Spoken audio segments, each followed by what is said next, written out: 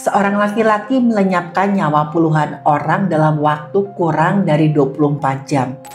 Kabarnya, laki-laki tersebut punya ilmu kebal yang membuatnya tidak bisa dihentikan oleh siapapun. Saking berbahayanya, warga ketakutan dan hanya bisa mengunci diri mereka dalam rumah. Sekolah-sekolah diliburkan, semua aktivitas terhenti karena mereka semua takut menjadi korban laki-laki tersebut. Di video ini saya akan membahas fakta medis dari salah satu kasus paling mengerikan yang pernah tercatat dalam sejarah. Pelaku diduga punya kekuatan supranatural yang membuatnya kebal dan tidak bisa terluka. Benarkah demikian? Mari kita bahas fakta forensiknya.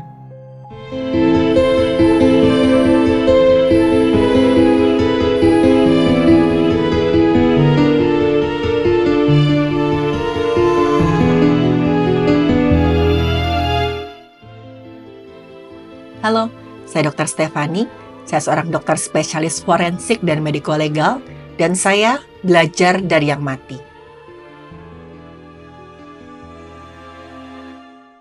Pelaku ini dikenal dengan nama Suwiryo atau Pak Wiryo oleh keluarga dan juga teman-temannya.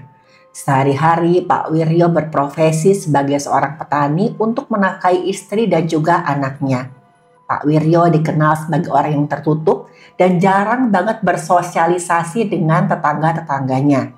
Banyak yang bilang, kalau sebenarnya ada yang aneh di balik ketenangan Pak Wiryo. Meskipun pendiam, kalau Pak Wiryo sudah marah, dia bisa aja berubah jadi sosok yang sangat mengerikan. Pak Wiryo seperti punya kepribadian dan bahkan sosok lain dalam dirinya. Pak Wiryo nggak segan-segan mengancam atau bahkan melakukan kekerasan fisik pada keluarganya sendiri. Istri Pak Wiryo pernah berkata, kalau suaminya tuh memang kadang-kadang pemarah dan sulit mengendalikan dirinya. Tapi di sisi lain Pak Wiryo sangat sayang kepada istri dan juga anaknya. Biarpun begitu, banyak orang lebih memilih untuk nggak terlalu dekat dengan Pak Wiryo. Karena mereka semua takut mendapat kekerasan fisik dari Pak Wiryo. Karena kabarnya nih teman-teman, Pak Wiryo punya ilmu kebal yang membuatnya tidak terkalahkan oleh siapapun. Pak Wiryo mempelajari ilmu kebalnya dengan sangat serius. Pernah katanya Pak Wiryo itu membatasi makanan minumnya selama 40 hari berturut-turut. Dia berkata, semua itu demi meningkatkan kekebalan dan juga ilmu supranatural yang dia miliki. Ada yang pernah melihat Pak Wiryo ini bicara sendiri seakan-akan sedang berkomunikasi dengan sosok gaib. Berita ini semakin berkembang. Dengan banyak orang yang berkata mereka pernah melihat Pak Wiryo gak terluka sama sekali walau terkena hantaman sajam. Ada juga nih yang katanya pernah melihat Pak Wiryo menghilang dan bisa berada di dua tempat secara bersamaan. Dan semua itu karena adanya sosok gaib yang membantu Pak Wiryo. Nah, banyak yang mengira kalau emosi Pak Wiryo yang gak stabil itu ada hubungannya dengan sosok gaib dalam dirinya. Sosok gaib itu yang katanya memberi Pak Wiryo kekuatan supranatural atau kekuatan gaib. Tapi di sisi lain katanya sosok itu juga sangat agresif dan sewaktu-waktu bisa aja mengamuk. Inilah yang kemudian buat Pak Wiryo melenyapkan nyawa puluhan orang dalam waktu kurang dari 24 jam. Jadi pagi itu semuanya berjalan seperti biasa. Pak Wiryo sedang mengasah sajam yang akan digunakan untuk bertani. Sementara itu anak yang bernama Sri usianya baru 4 tahun sedang bermain bersama temannya. Dan tiba-tiba aja nih nggak tahu apa pemicunya, Pak Wiryo mengamuk. Dia mendatangi kedua anak tersebut dan langsung mengayunkan sajam di tangannya. Sri yang ketakutan langsung melarikan diri. Tapi sayangnya teman bermain Sri langsung kehilangan nyawanya di tempat.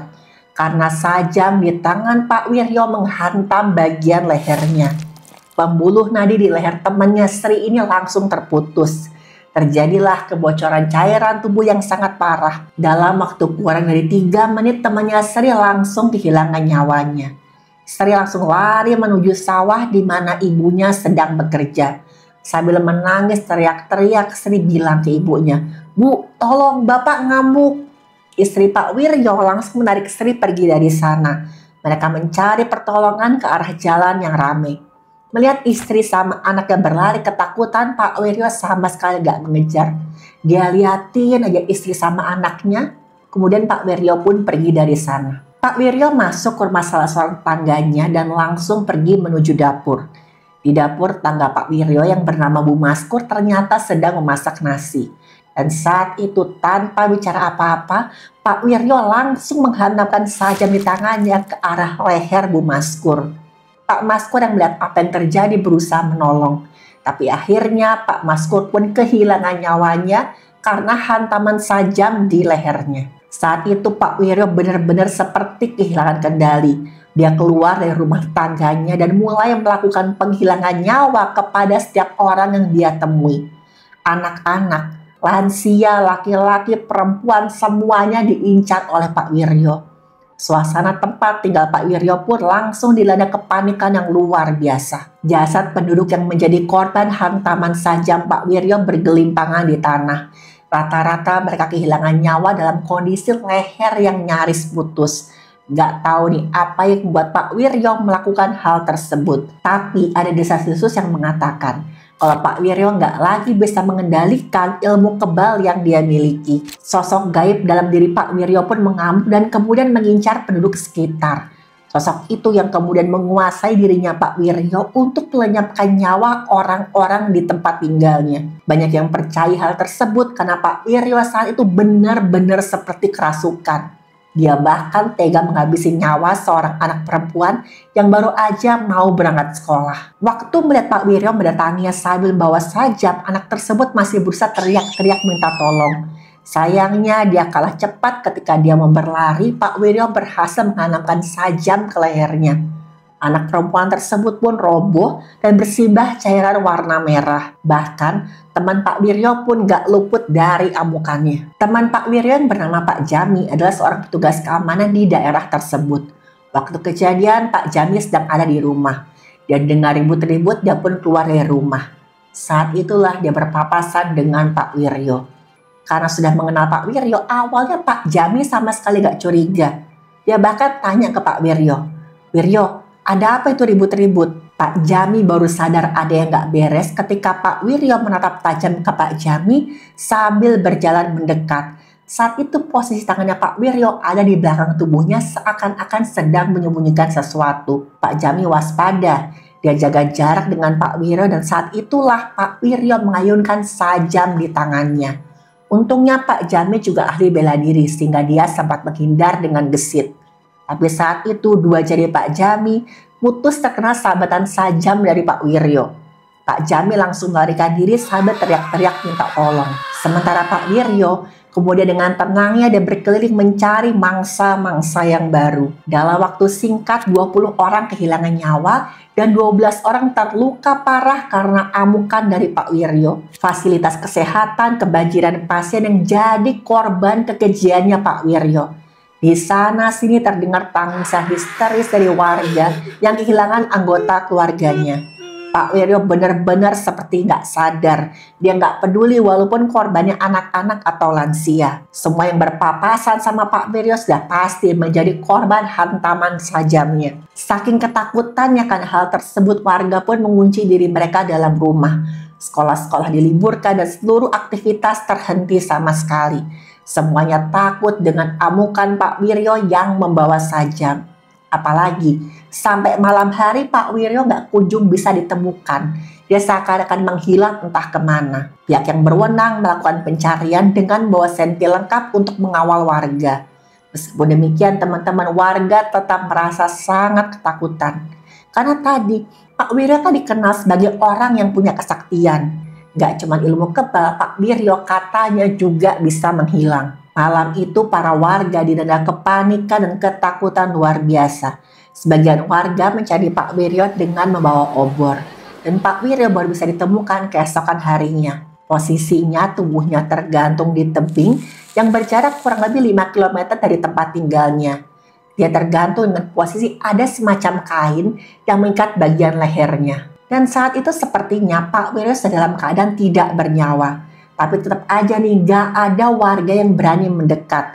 Mereka takut jangan-jangan begitu mereka mendekat, tiba-tiba Pak Wiryo bangun lagi dan mulai menyerang mereka semua. Pihak yang berwenang pun melepaskan timah panas ke arah kain yang melilit lehernya Pak Wiryo. Jasad Pak Wiryo pun terjatuh ke sungai dan segera dievakuasi oleh pihak yang berwenang. Hasil pemeriksaan jasad Pak Wiryo ditemukan adanya luka lecet tekan yang melingkari leher. Pola lukanya sesuai dengan kasus jerat. Sama sekali nggak ada perlukaan lain di tubuhnya Pak Wiryo. Banyak yang kemudian membicarakan ilmu kebal atau ilmu gaib yang dimiliki oleh Pak Wiryo. Mereka yakin Pak Wiryo nggak bisa langsung ditangkap gara-gara kekuatan supranaturalnya itu. Bayangkan aja, untuk menangkap Pak Wiryo, masyarakat di sekitar TKP memerlukan kawalan dari pihak yang berwenang. Tapi, kalau Pak Wiryo memang punya kekuatan supranatural, kok bisa dia kehilangan nyawanya? Teman-teman diduga kuat nih, karena merasa yakin punya kekuatan super, Pak Wiryo tuh otomatis punya rasa percaya diri dan juga keberanian yang tinggi. Hal ini sebenarnya bisa aja digunakan dengan baik, misalkan untuk menjaga keluarganya atau membantu mengamankan lingkungan rumahnya. Tapi sayangnya nggak demikian. Banyak yang kemudian bicarakan sisi buruk dari kehidupannya Pak Wiryo. Pertama, Pak Wiryo diketahui gemar mempertaruhkan uangnya alias judi. Yang dia lakukan ini adalah pemicu stres berat dan juga gangguan emosi.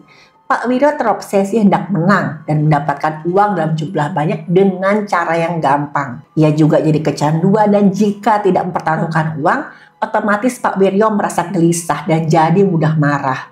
Pak Wiryo dengan mudah digendalikan oleh orang yang memimpin permainan yang mempertaruhkan uang itu, alias para bandar. Mereka memanfaatkan obsesi Pak Wiryo yang ingin mendapatkan uang banyak dalam waktu singkat. Gak jarang Pak Wiryo kalah dan kehilangan uang dalam jumlah yang sangat besar. Saat kalah bukannya jerah dan kemudian berhenti bermain, Pak Wiryo jadi merasa dimiskinkan dan diperlakukan gak adil oleh lingkungannya. Pak Wiryo malah merasa sebagai korban. Dia kehilangan penghasilan dan juga uang dalam jumlah yang besar. Muncullah konflik di rumah tangganya gara-gara hal tersebut. Pak Wiryo merasa gagal sebagai kepala keluarga khususnya karena tekanan ekonomi. Tapi justru dia mencari pelarian sesaat dengan cara kembali mempertaruhkan uangnya. Dia kembali main judi.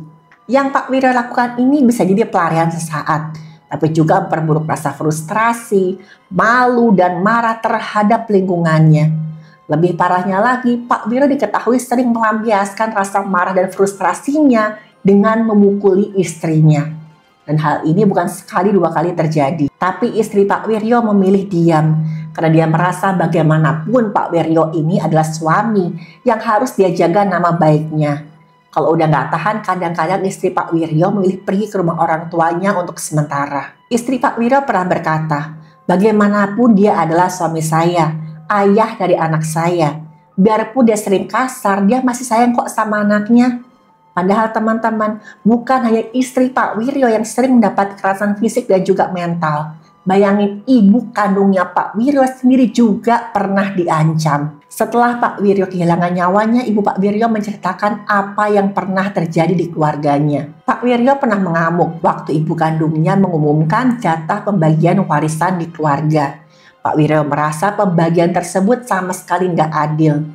Pak Wiryo menganggap seluruh anggota keluarganya bekerja sama membuat hidupnya sengsara. Dan bahkan Pak Wiryo mengancam hendak menghilangkan nyawa ibunya. Padahal menurut keterangan ibu Pak Wiryo, dia sudah membagi warisannya dengan sangat adil. Pak Wiryo menginginkan bagian lebih banyak karena dia merasa kekurangan. Mungkin dia juga melihat saudara-saudaranya hidup lebih enak dan berkecukupan.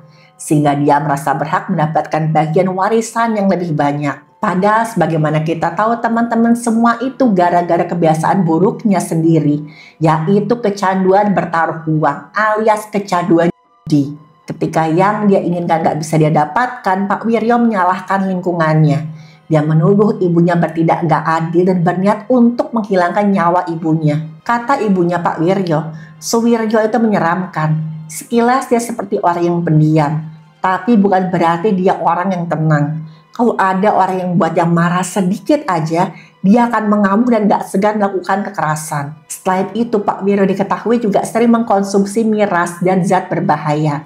di mana zat-zat tersebut mengganggu sistem komunikasi kimia dan juga sel saraf. Efeknya antara lain memperlambat aktivitas otak sehingga penggunanya merasa santai. Tapi di saat yang bersamaan akan terjadi penurunan kemampuan berpikir logis dan juga pengendalian emosi. Zat tersebut juga meningkatkan pelepasan dopamin pada otak. Dopamin ini memang memberi sensasi rasa nyaman dan juga rasa senang. Akibatnya Pak Wiryo jadi kecanduan dan terus ingin mengkonsumsi lebih banyak lagi zat-zat berbahaya tersebut. Diduga kuat ini jadi salah satu penyebab Pak Wiryo tiba-tiba mengamuk.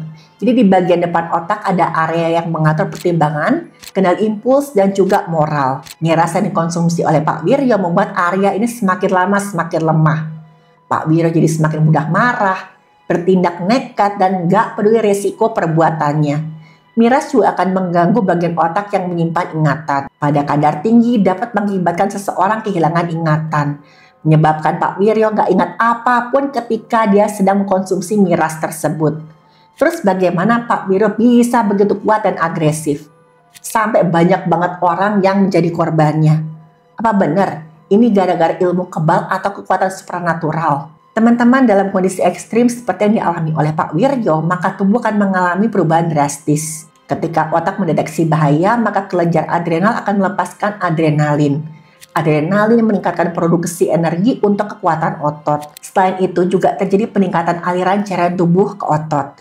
Saluran napas membuka, oksigen yang masuk ke paru-paru akan meningkat. Denyut jantung semakin kuat sehingga penyebaran cairan tubuh akan semakin cepat. Adrenalin akan mempercepat kerja otot dan menghasilkan lonjakan kekuatan yang bersifat sementara. Teman-teman mungkin pernah dengar orang yang tiba-tiba aja menjadi kuat ketika dalam keadaan terdesak. Orang tersebut tiba-tiba aja bisa melakukan hal-hal ekstrim yang sebelumnya tidak bisa dia lakukan. Seperti mengangkat benda berat, melompat tinggi, atau menyerang dengan kekuatan yang tidak biasa dalam kondisi darurat. Adrenalin juga menghambat penghantaran sinyal nyeri di sumsum tulang dengan pelepasan endorfin. Endorfin ini adalah hormon yang bekerja menghambat rasa sakit di otak. Dalam kondisi terdesak atau ekstrim, otak secara otomatis akan memprioritaskan fokus terhadap ancaman dan bukannya luka-luka. Jadi walaupun luka-luka, orang sama sekali tidak akan merasakan nyeri. Keadaan semacam ini mirip dengan prajurit yang sedang berada di medan perang. Jadi di tengah medan perang, prajurit seakan-akan tidak merasakan sakit walaupun kena terjangan timah panas. Ini disebabkan peningkatan hormon endorfin dalam tubuh. Inilah yang terjadi pada Pak Wiryo ketika dia mengamuk. Sementara apa yang benar-benar menjadi pemicu amukan Pak Wiryo sampai sekarang belum bisa terjawab dengan pasti. Banyak yang menduga amukan Pak Wiryo disebabkan stres yang dibiarkan berlarut-larut. Ada juga yang menduga kalau Pak Wiryo mengalami gangguan kejiwaan atau psikosis. Dia nggak bisa membedakan mana kenyataan dan mana yang khayalan. Katanya Pak Wiryo tuh sering banget merasakan ketakutan berlebihan atau paranoid. Dia curiga semua orang sengaja membuatnya sengsara. Dia juga merasa semua orang musuhinya. Teman-teman, tragedi ini meninggalkan trauma yang sangat mendalam bagi warga di sekitar tempat tinggal Pak Wiryo. Kisah Pak Wiryo ini diceritakan secara turun-temurun sebagai pelajaran agar tragedi kelam seperti ini tidak terulang lagi. Teman-teman, tragedi ini meninggalkan luka dan juga trauma yang sangat mendalam. Tapi dari kejadian ini ada pelajaran penting yang bisa kita ambil.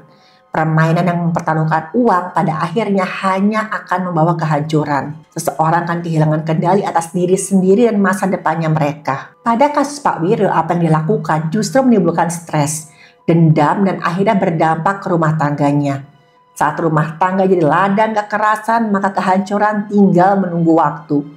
Sayangnya kekerasan di rumah tangga Pak Wiryo gak mendapatkan penanganan yang serius dari warga sekitar. Selain itu, yang namanya kepercayaan buta pada satu hal bisa menutup pintu akal sehat dan penanganan yang rasional. Ketika akhirnya Pak Wiryo kehilangan kendali, masyarakat malah takut dan lengah terhadap pentingnya penanganan medis atau hukum. Karena mereka percaya Pak Wiryo punya kekuatan ilmu hitam dan tidak terkalahkan. Teman-teman, gak ada kekerasan massal yang muncul tiba-tiba. Semua itu tumbuh dari bibit kekerasan yang dibiarkan selama sekian lama.